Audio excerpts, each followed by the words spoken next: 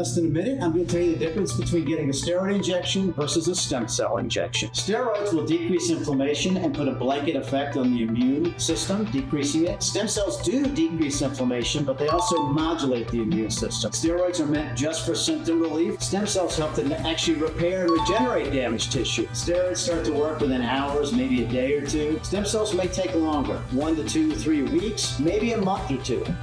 What's the duration? Pretty short, weeks to months. Very long. We see years of relief with a stem cell injection. Steroids act to weaken and destroy tissue wherever they get injected. Stem cells help to strengthen and regenerate and remodel tissue. And lastly, the side effects are somewhat similar. You might get a rare incidence of infection, some bruising, some swelling, but steroids tend to increase blood sugar. They'll do a fat atrophy effect, which is often irreversible, whereas stem cells have a very different side effect profile, much less. There's no atrophy, there's no weakening. In fact, you see the opposite.